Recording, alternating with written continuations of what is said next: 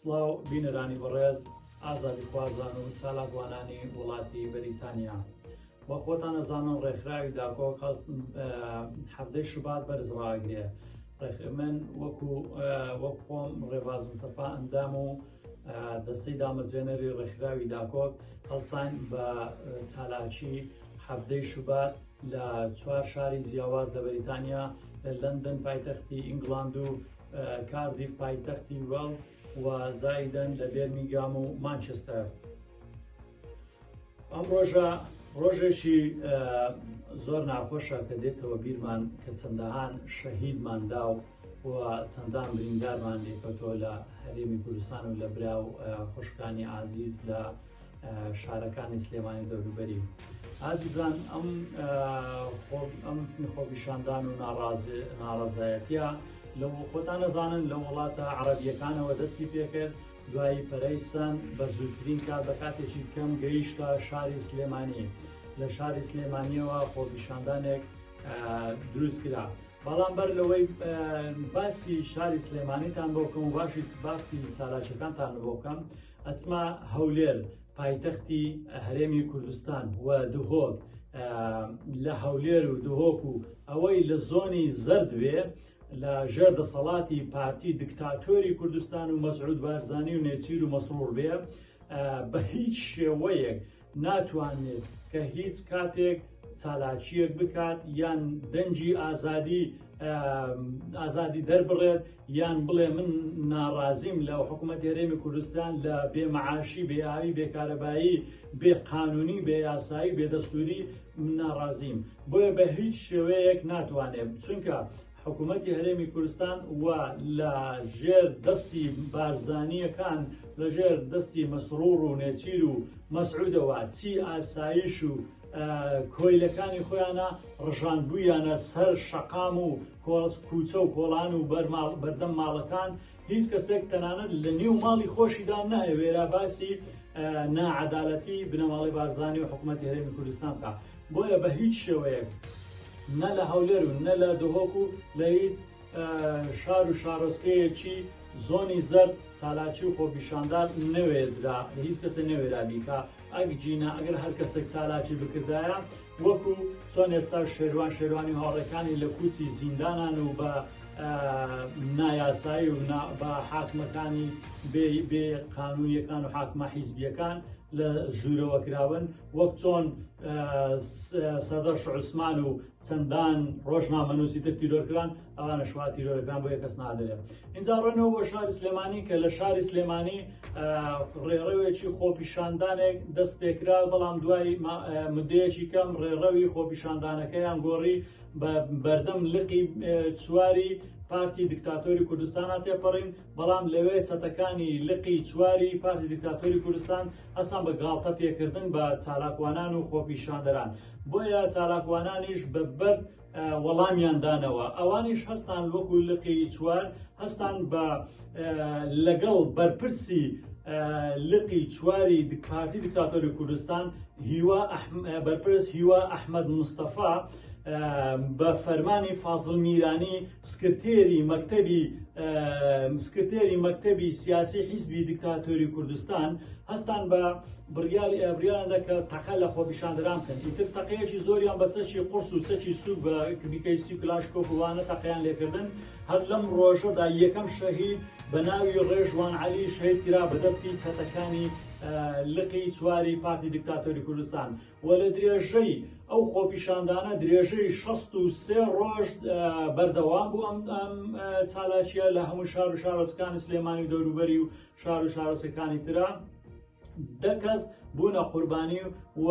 دەیان کەسی تریش بریندار بوون. هاوڕێیان، ئەوانە ئەو چالاکیان بۆچی کرد؟ ئەم چالاکیە بۆەوە بوو کە حکوومەتی هەرێمی کوردستان بێتەوە هۆشخۆی. ئیتر بەسە کۆیلایەتی خەڵک ناتوانێت تاکەی کۆیلایەتی قبول بکات، تاکەی بێدەنجی قبول بکات. نەئاو هەیە، نەمەعاش هەیە، نەکارەبا هەیە، نە سیستەمێکی باش هەیە لەم وڵاتەیە، و نە کەسێک ئەتوانێت ناڕەزایەتی دەربڕێ، نە ڕۆژنامەنووسێک ئەگیرێ، مامۆستایان ئەگیرێن، خەڵک ئەگیرێ لەس بەناحەق و بەنابەرپرسیارەتی ئەو حکوومەتی بەناو حکومەت بۆیە لە درێژە خۆپیشاندانەکانیانەوە بەوتنەوەی چۆڵیکەن ئەم کورسیە میلەت هەمووی برسییان ئەوتەوە و هەتا بەردەوام بوون هەتا ئەم کاتەیە هەتا ئێستاش ئەم چالاکی و ئەم خۆپیشاندان و ئەم گردبوونەوەیانە هەتا ئێستا کۆتایی پێ نەهاتووە بۆچی لەبەر ئەوەی تا ئێستا نەحکومەتەکە نەیتوانیوە ئەم کارە چارەسەر بکە ئەم ئەو کێشانەی کە میلەت هەیەی چارەسەری بکە خۆیان فێلا و شتێکی زۆریان هەیە بێحیساب شتیان داناوە لە وڵات و لە شوێنەکانی تێ کوڕەکانیان لە کۆلێژە شاهانەکانە خوێنن کوڕەکوڕ و کوڕەکان و نەوەکانیان خاوەنی چەندەها کۆمپانیای گەورە و شتی بەرزبەرزن بەڵام میلەتی کوڕی فەقیریش لە برسانە مرێ و نان نییە بیخوات هەتا ئێستاش بەوتنەوەی ئەوە دەڵێنەوە حکومەتی پینە و پەڕۆ بەجێمان بێڵە و بڕۆ بەڵام ئێمە ئەڵەن حکومەتی پینە و پەڕۆ بەجێمان بێڵە تڕۆ ئیتر بەسە چۆڵی کە واز بێنە ئیتر ئێمە بەردەوام ئەبین هەتا ئەو کاتەی ئەو حکومەتە دێتەوە هۆشخۆی هەتا ئەو کاتەی ئەو حکومەتە ئەو کار و چالاکیانە چاکەکە ئێمە دژی ئەو حکومەتە وەسین بۆیە ئەو بەرپرسەی لقی چواری سلێمانی کە بە حیسابی خۆی دەبایە ئەم بەرپرسە دەستگیر بکرابایە و زایدەن سزا بدرابایە دەستی حاکم کە حەقی ئەم تاوانبارانە بکرێتەوە حەقی ئەم تاوانانەی کردوویەتی ئەم کەسانەی کە کوژرا و شەهید کراون لەم ڕۆژانەدا بەڕاستی حەقیان لێ بکرێتەوە لەم دەسەڵاتدارانەوە لەو کەسانەی کە ئەم تەقەیان کردووە بەڵام بەداخەوە لە جیاتی بەرپرسی لقی چواری پارتی دیکتاتۆری کوردستان هیوا ئەحمەد مستەفا لە جیاتی بیگرن بیدەنە دەستی حاکم و سزا بدرێ بەداخەوە کە پارتی مەسرور بارزانی و نێچیر بارزانی و مەسعود بارزانی دیکتاتۆر هەڵیان هێنا و بردیانەوە هەولێر لە جیاتی ئەویش چێ ئەمانە بەرپرسیارن ئەمە هەندێک لە مەسعود و نێچیر و مەسرور ئەمانە لە پارتی دیکتاتۆری کوردستان ئەمانە من بە تاوانباری سەرچان ئەزانم چونکە ئەوان ئەم بەرپرسیان لابرد لێنە دەرێکە بردیانە هەولێر و نەشیاندا دەستی حاکمەکان بۆیە من یەکەم کەس ئەوانە بە تاوانبار ئەزانم و دووەمیان لە زۆری سەوزاوایان بەسەرات لە زۆنی سەوز لە ژێر ئەم زۆنەیە ئەو کەسە کوژران ئەوانە شەهید کران ئەوانە بریندار کران بەڵام بەداخەوە زۆنی سەوزیش هیچ ئەوەیەکی نەبوو هیچ قسەیەک و کاردانەوەیەکی نەبوو بۆیە لێرەدا ئەڵێم هەر یەک لە قوباد و بافێڵ و نێچیر و مەسرور و وەزایدن مەسعود هەمویان تاوانبارن لەم کارەیە چونکە هیچیان ئەم کەسانەی کە ئەم کارە خێزەونەیان کرد نەیاندانە دەستی دادگاونەیاندانە دادگا حکمیان نەداون بۆیەدا دوای ئەمانە هەمویان بە تاوانبارە زانم هەر یەک لە بەرپرسانی حکومەتی عراقی و حکومەتی هەرێمی کوردستان و بەرپرسانی عراقی و حەشدی شعبی و هەموو بەرپرسەکان تر بە ناحەقیان ئەزانم چونکە کارێکی نابەزیان کردو چکۆ ئەمانەش هیچیان بە جواب نهاتن میلەتی حکومەتی هەرێمی کوردستان و میلەتەکەی میلەتی ئێوەشە میلەتی عراقە ئایا ئێوەی عراقی بۆ بە جواب نهاتن ئەگەر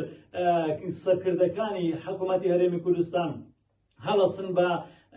کاری تیرۆریستی ئێوە بۆ بە جواب نان ئێوە بۆچی هیچ قسەیەک ناکەن بۆیە من لێرەدا هەم حکومەتی عراقی و هەم مەسعود بارزانی و مەسرور و نێچیر و هەم بافێڵ و قوباد وەزایدن بەرپرسی یەکەمی ئاسایش و